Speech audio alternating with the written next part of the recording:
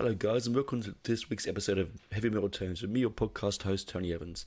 I'm a bit croaky in the voice today because the weekend just gone in June, the 24th, I believe it was.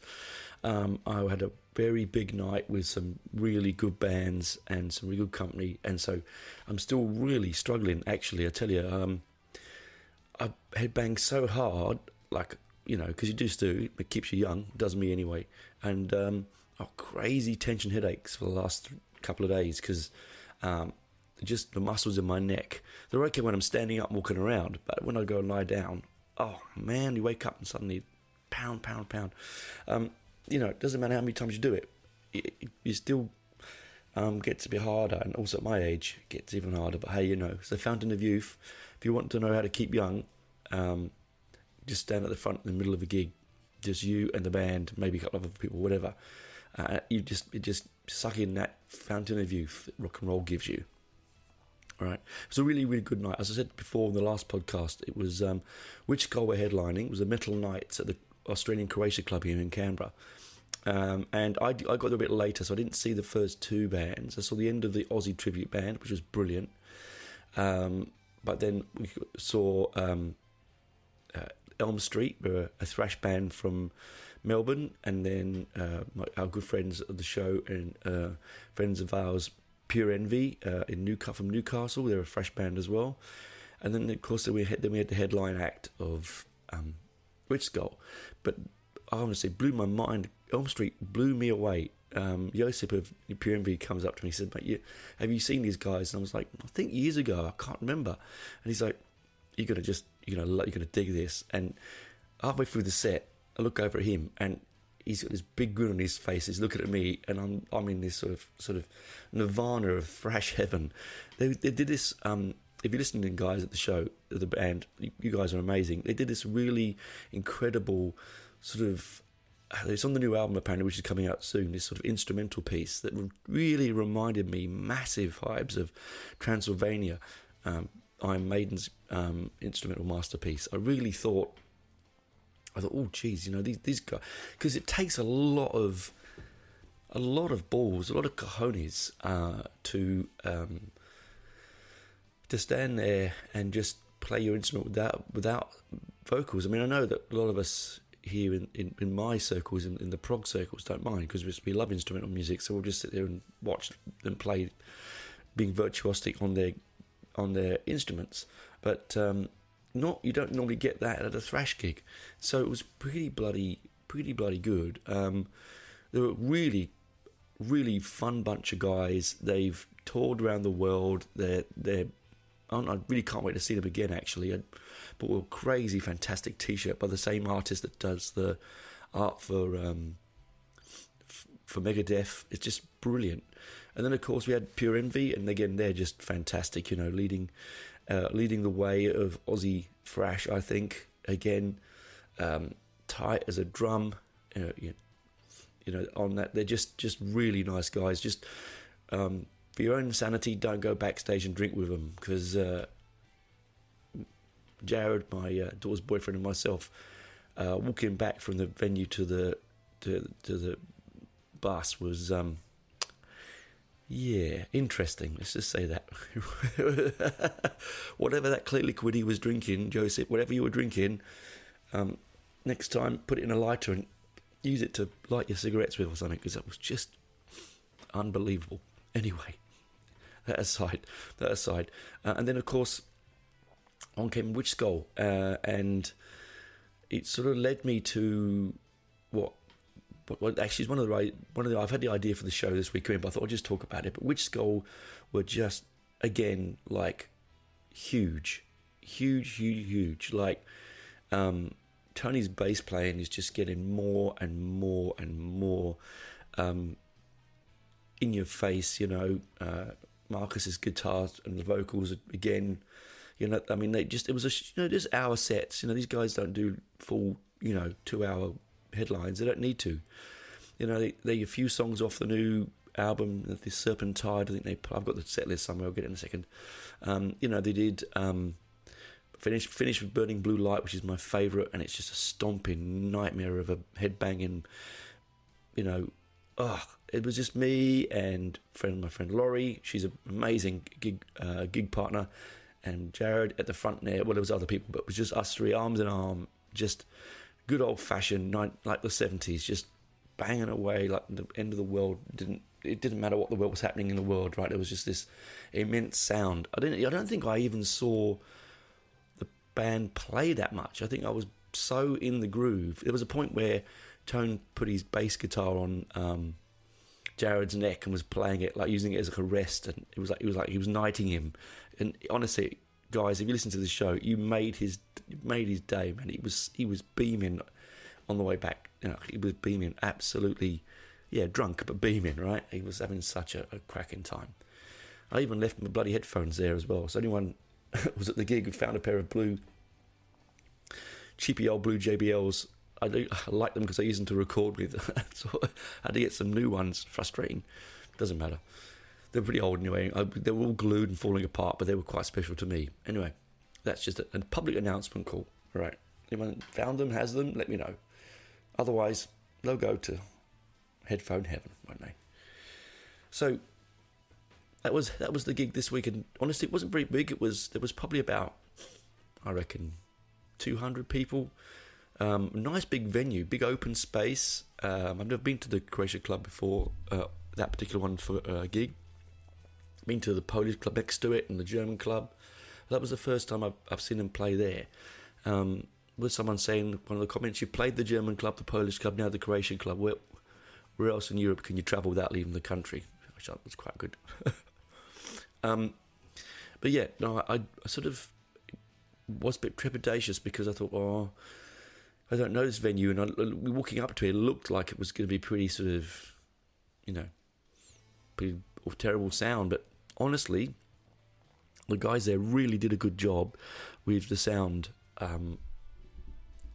for the show, and and I'm paying for it, as I can tell you, I'm absolutely paying for it, right? Yowza. Got some sweet new merch, which was nice. Picked up the new Skull album yesterday on gold vinyl. As I told you, I bought it from Landspeed. I just had to pick it up. Absolutely, just sounds awesome through that medium. Just sounds so how it should be. It's where heavy metal lives, man.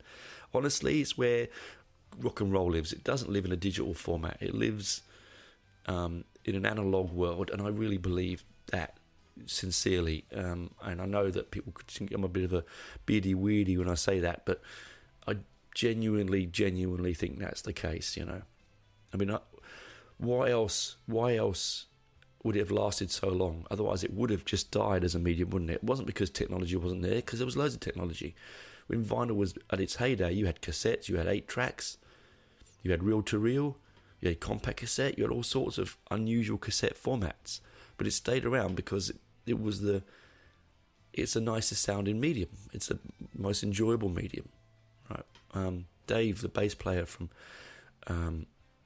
Pure Envy, and I were talking afterwards at the bar about our Marillion collections and our record collections, and he's a few years older than me, a couple of years older than me, and we just had this sort of warm, fuzzy conversation, and we had smiles on our faces thinking about it.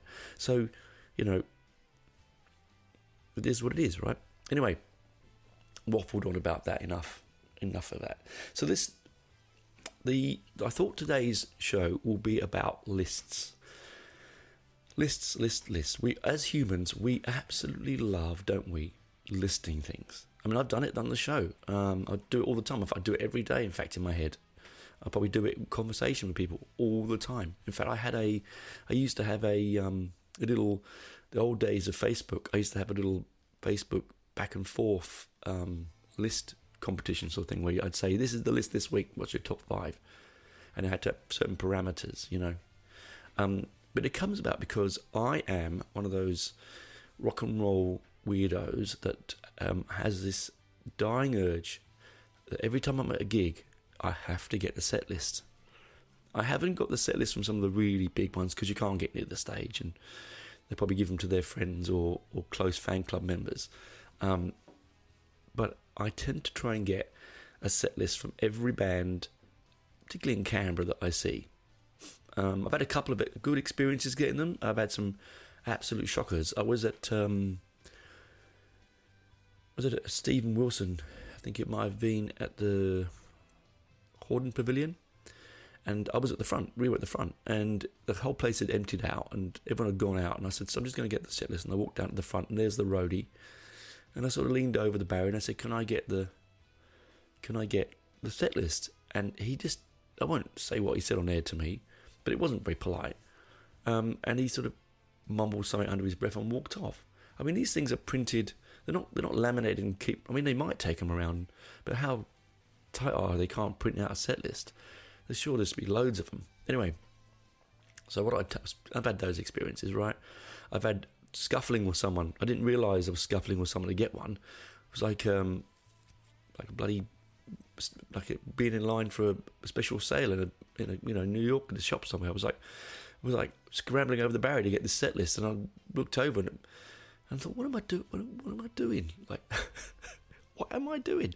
So I sort of offered it to him, and then he sort of looked at me, and I sort of swapped it with the pick I'd got from the bass player, and he was happy with that. And I just set this in my pocket and walked away. It was a bit of a weird experience, that one, but I don't know. I can't remember the name of the band now.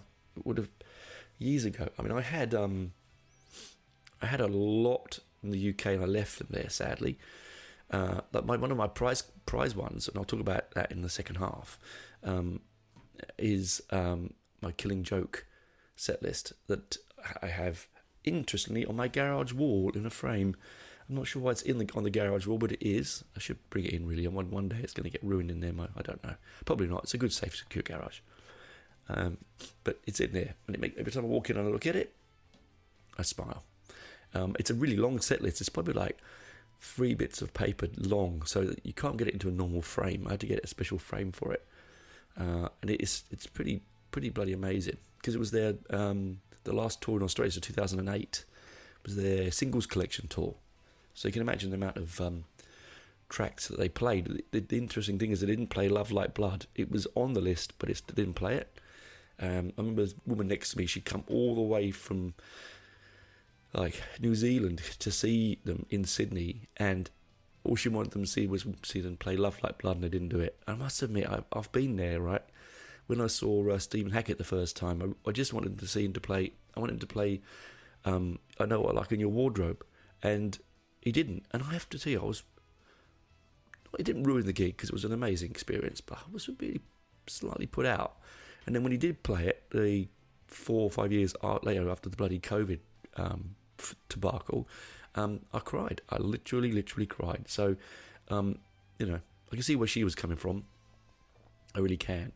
But, so, lists, set lists, top 10s, top 5s. I'm sort of wondering, I want to talk about, have you got, what's your priorities? Do you like doing lists? Because I'm going to talk about after the break, some of my favourite set lists that I've got, that I own, and when I got them, how I got them.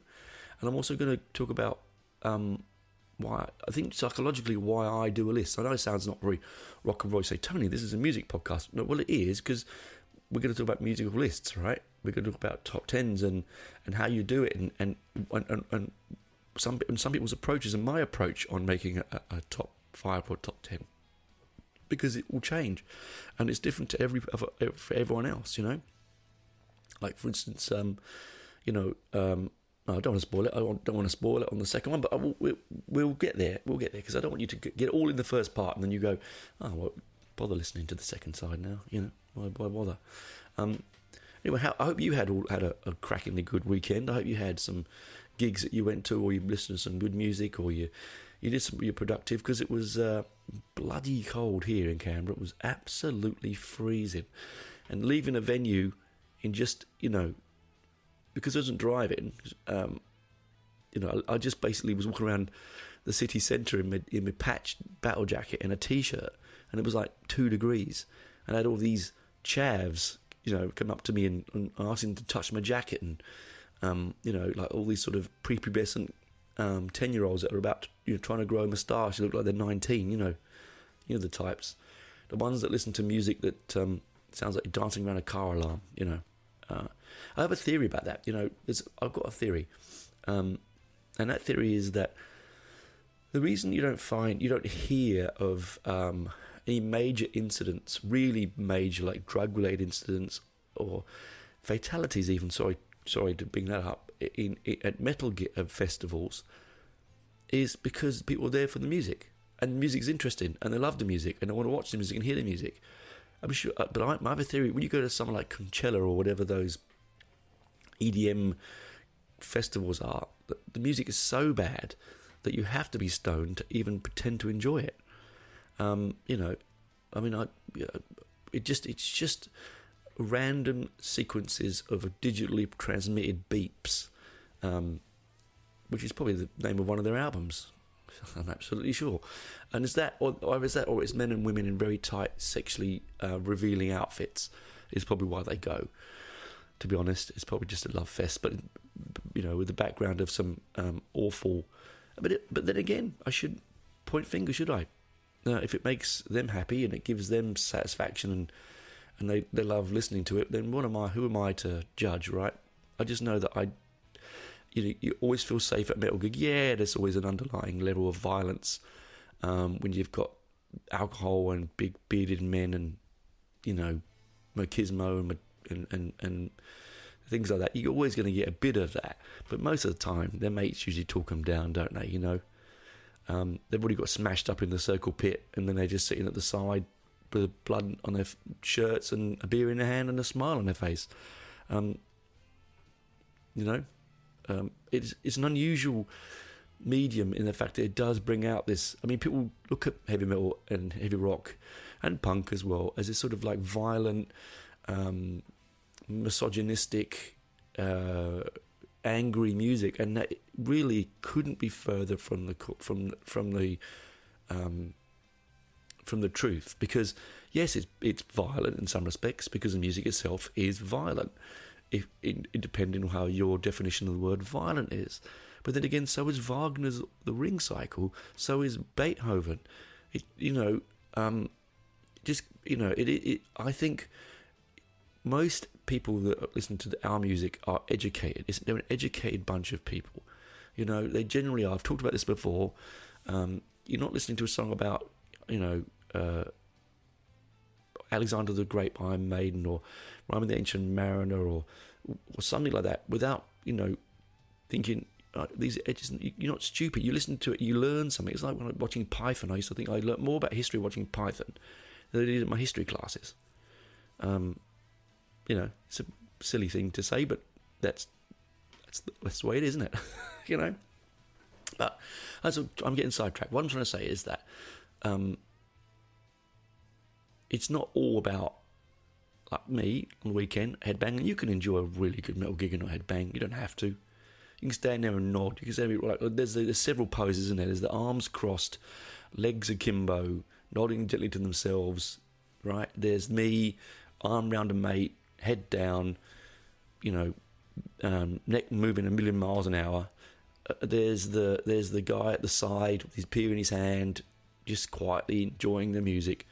There's the ones just behind me that want to be me but don't feel like they're comfortable to be at the front to do that, so they just sort of occasionally come in and come out. There's always there's so many different people at a gig, isn't there? It's so good to watch the types that come and go. And the beautiful thing is, there's so many women, and it's not all males. It's brilliant. There's a beautiful Islander lady that was there on Saturday night. She's a singer. God, sorry, I don't know your name. She was a singer in a Blondie cover band. I had only just lost my sister-in-law, my brother's partner, a couple of years ago, maybe 4 years ago now. And just after that, I went to a cover night band. I think it was a New Year's party thing at the basement. And there was a Blondie cover band. There was Ramones, and there was and I think there was the Misfits. And the Blondie cover band came on. Now, Blondie's hard to cover, right? And, she came on and she just did such amazing job that I welled up with tears, because Jill and I were very good friends and we loved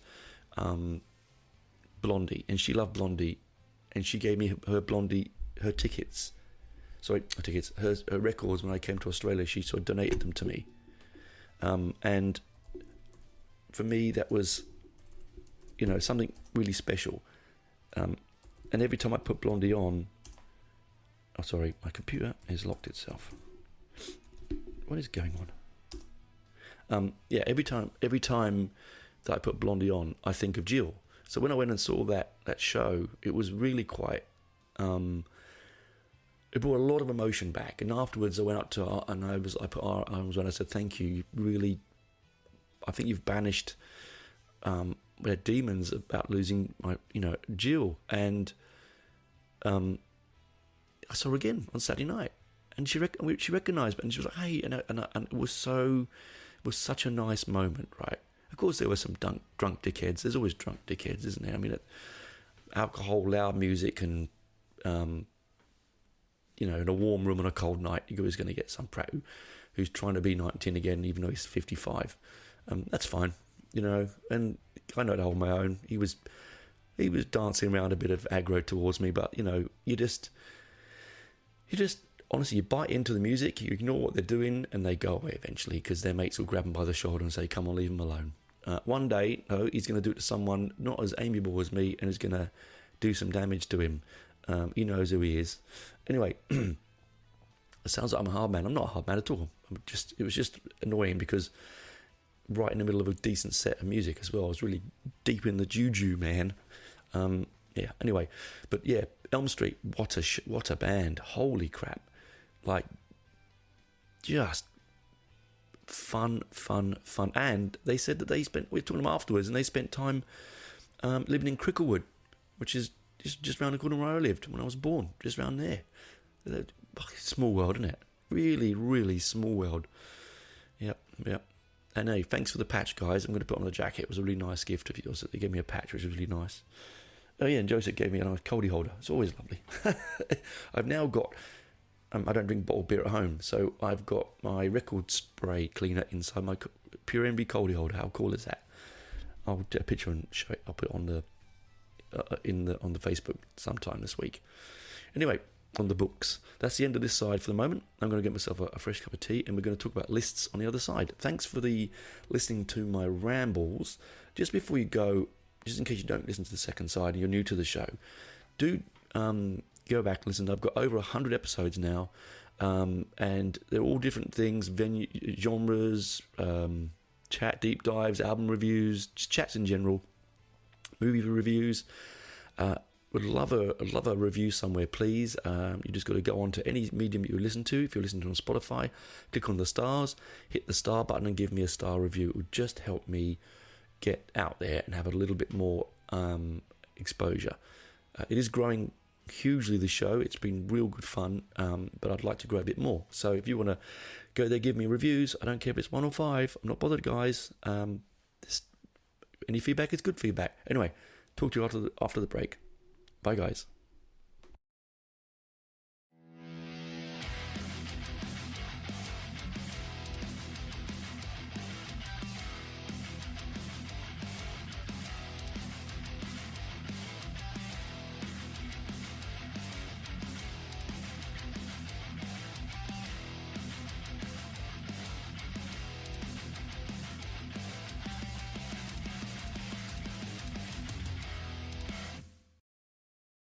Welcome back, guys, to part 2. My tea is warmed. I've got lots of things to talk about. Now, this is just to give you a little bit of warning. If you're listening to Speed Side 2 and you don't like the sound of paper rustling, you won't like this, because for you, those out there who have a bit of ASMR lovers, rustle. Man, that's an interest. I should get into that as a sideline of money I could make. Anyway, I just thought I'd quickly grab a load of I just grabbed the top part of my set list collection, because we're talking about lists, right? Anyway, the reason I'm talking about lists and how we go about compiling, it always amazes me when you go on, you look at these. One second. These sort of, the reason this episode was really inspired by, I was watching Rob Halford do his top 10 metal songs, and I mean, this is coming from some Rob Halford, the god of heavy metal, right? Like, he's like, I do this top 10, and I actually agree with 7 out of 10 of the ones he picked. I don't agree. I think he picked Rage Against the Machine. I'm sort of good and sort of. I get it. I don't get it. Anyway, doesn't matter. Anyway, I thought, I wonder how someone like him would go about that. Having so much, many years of gigging and touring and being, immersed in the music, and he'd see so much. And I often think that when I do a top 10, like if I do a list, like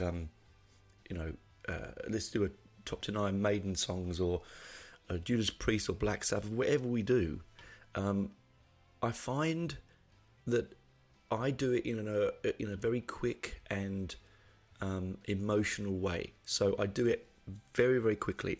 If someone says write me a list of something, I'd probably jot it down in 30 seconds, a minute, and then look back and go, no, I will stay that way. And then I get this sort of gurgling urge in the pit of my soul to change it, because I suddenly think, hang on, but if I do that, does that not? That means that this one's less than that one, and that makes sense. So, see, I do it very quickly, and then I have these moments where I reflect. Whereas someone like John, a friend of mine, John, we do lists, and I know John very well, very, very well, and he would study and slowly think and intimately work out why that was at 2 and why this is at 3 and what makes this number 1. He's very studious and thoughtful in his reflections of list making. I'm the same with Millsy, my mate Millsy, is very similar to me. He'll just pick it, and then he'll go like, I've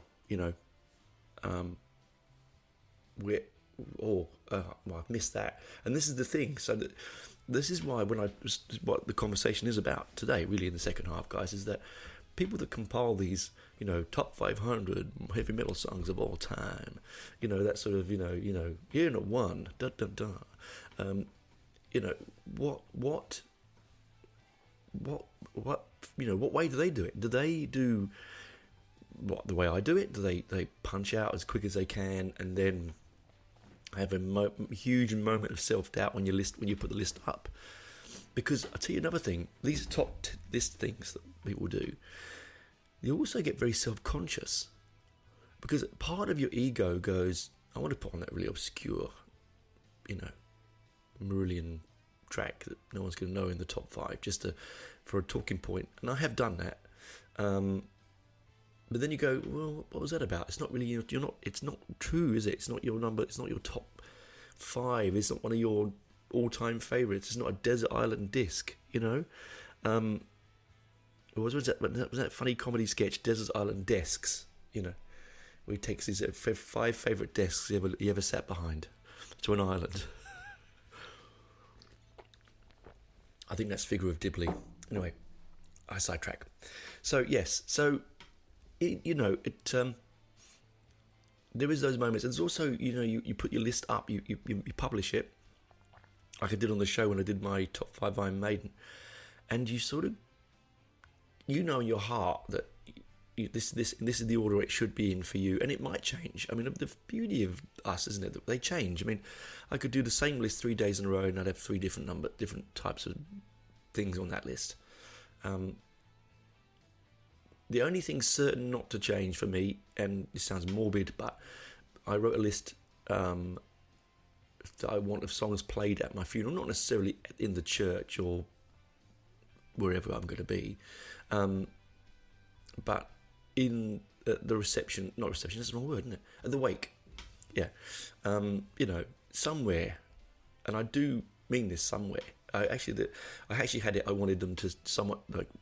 One of them is to be played as I'm going in, and unfortunately that is a 12-minute song, so people are going to have to just bear with me, and that's it, simple as that.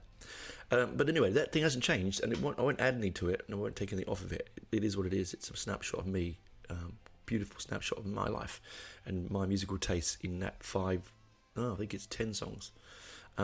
Anyway, I'm being morbid here. Don't mean to be morbid. But so these people sit down and do these, top 500s, the top 20s, and all this sort of stuff. How many times have you sat down and read a top 10 and gone, "What are you talking about?" I have this theory. My wife and I have this theory, and I brought it up, and she agrees with me. That years ago we used to watch. I don't know if it still goes because I haven't watched it for years. But we used to watch VH1 or MTV, and often they would have a top 20 rock songs of all time, or top 20 songs with cars in it, or whatever the bloody thing was, and it always ended up being Bohemian Rhapsody. And so I had this theory that all music chart top 10s lead to Queen. Either number one or number two is a Queen song. And I don't know why. It just seemed to be the case every time we watched one. We were on a holiday in a hotel up in Newcastle on the Hunter Valley in Australia. Beautiful, beautiful part of the world. If you've ever come over here, stunning. Went on a fantastic tour of the prison there. Brought something home with me, and it wasn't. And I don't mean a souvenir. Really interesting, very, very dark place. Anyway, that aside, that's a different podcast, and I have done that podcast, and you can listen to it. It's on the We Need to Talk About Ghosts with Kevin Eustace. You might enjoy that show. I will see if I can find the link and put it on my Facebook page for you, if you're interested. Anyway, I digress. Yes, so we were in this hotel, and it was a really scorching hot day. We'd been at the bar. We didn't have a swim. No, we were going. It was a beautiful swimming pool. We didn't bring swimmers with us, so we were just at the bar drinking cocktails, and we're watching this MTV musical, like top 20. And I just said to Karen, I said, "I bet you it's Queen." And God, it was Queen. New Year's Eve the following year, we watched it at home. I bet it's Queen. It was Queen. So my theory is that all top 10 musical lists on TV lead to Queen. Anyway, that's a silly shit theory, but Tony's theory of Queen. Maybe there should be a study done at Harvard or something. Yeah. Or the Burnt Oak School of Economics or whatever, I don't know.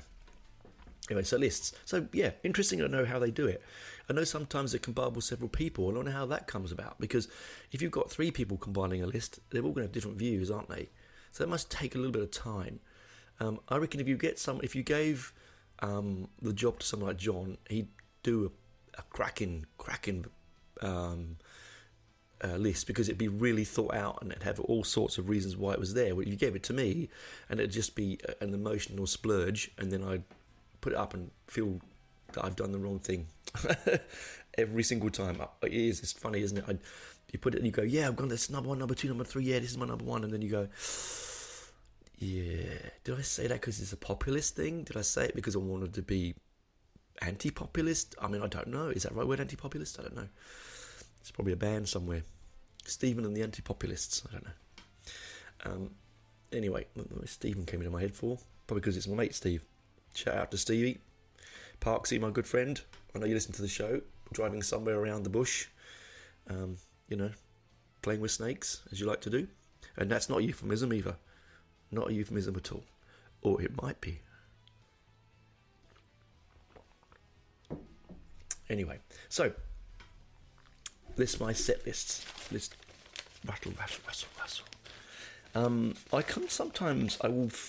I will finger my lists, just to sort of look back and go, geez, that was a unbelievable gig. And it just makes me feel.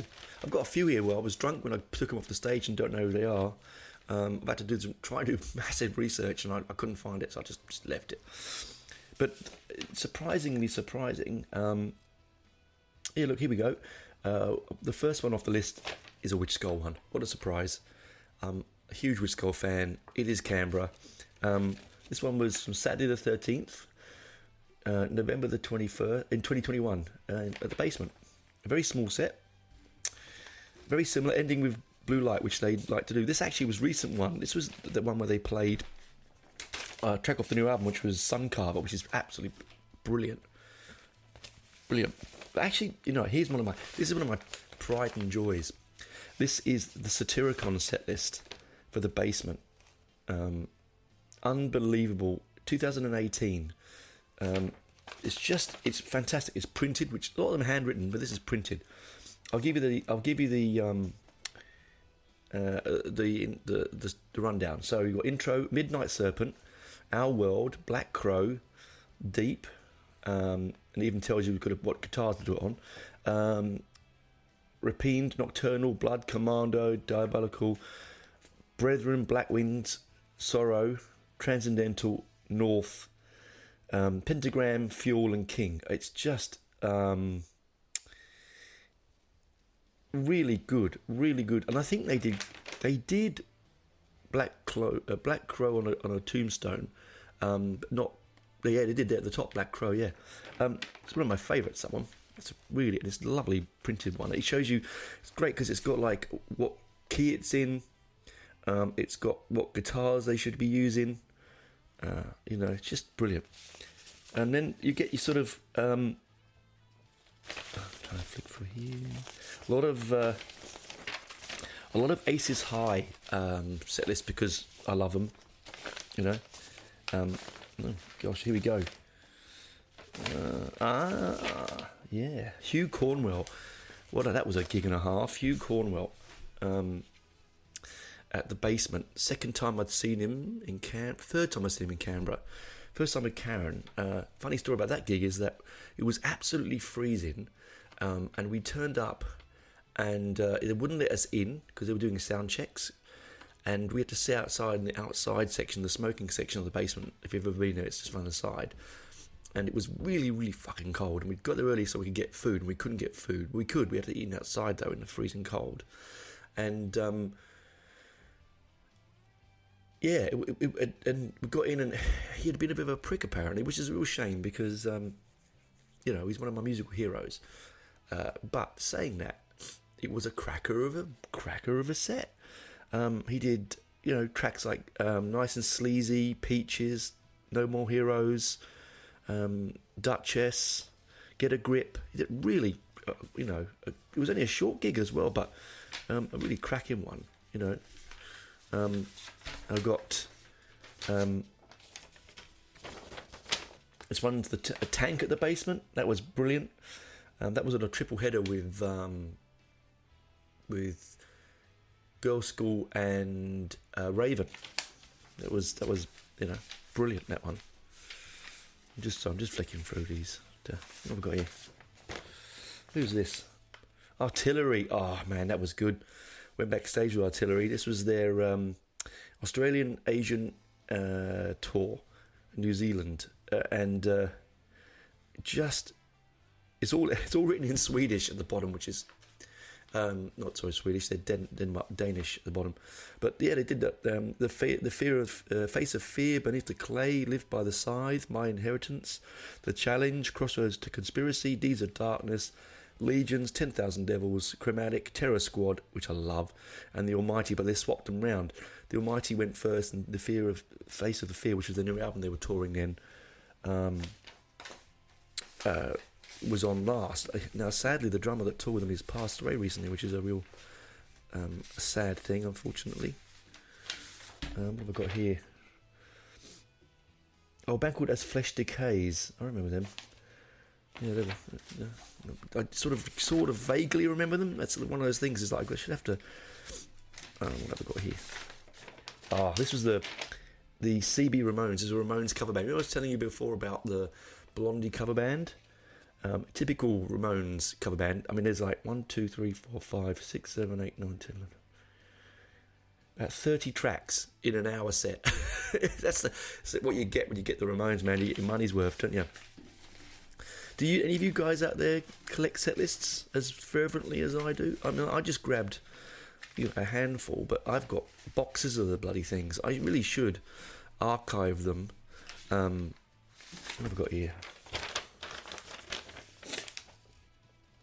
Oh, Flaming Wreckage album launch. Oh yeah, that was a good night. That was when we had to all sit down because you weren't allowed to stand. You could go and see a band during COVID, wear your mask, but you couldn't stand, and you couldn't drink your beer from the bar to the table. So I got in a lot of trouble. I bought the beer. I'm walking back to the table and I'm sipping it, and the owner come running up to me and is like, "No, you can't do that. It's illegal. Drink it when you get to the table." I'm like, how does drinking beer from a bar to the table have COVID issues? But I think probably worried I might stand and talk or something. I don't know. Only quite a short set list, because there was quite a few bands on that night. 1, 2, 3, 4, 5, 6, 7, 8, 9, 10 tracks, and I love it. They put their own little sort of secret codes on. There's a song in Alter, and he's put in it Jazz Doodle, which probably means guitar solo. I'm sure.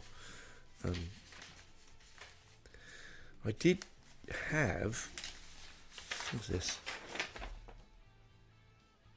Oh, there's another Clarity of Chaos was a band that also played on the night of the Freedom Records album release. Lovely handwritten one. Like, it's not printed, it's a big marker pen. So that, anyway, well, I mean, that makes riveting entertainment, isn't it? Me flicking through paperwork and talking about it. But anyway, it just comes all about from lists, right? You know, we all like a list. We do lists. We are emotional list makers, or we are methodical list makers. Which one of you are, I don't mind. I don't care. In fact, I'd love to know which kind of one you are. Reach out and tell me. Reach out to the page and message me, DM me and tell me, say like, hey, I'm an emotional list maker, and this is how I do mine. I'd just be interesting, because, it is actually a fun thing to do with your mates every now and again, because it does bring up discussions, right? You go, oh, I didn't think of that one. Oh, I should have thought of that one. And because you're an emotional thinker like me, you don't think of it. Because you're someone like John, you think about it, and so he's going to get more accurate lists, I reckon, than I will. Benji as well. I mean, I would say Benji is a methodical list maker. He's certainly not he is an emotional guy, but he's not the kind of guy that would. If you ask him to set something to do it, he'll take his time and do it. He's very intelligent like that. Not saying I'm not intelligent, because it is just what it is, right? Anyway, coming to the end of the show, guys. I'd love to see any of your set lists that you've got. I'd love to see any stories of any set lists that you might have. Like, I'm looking at this Aces High one.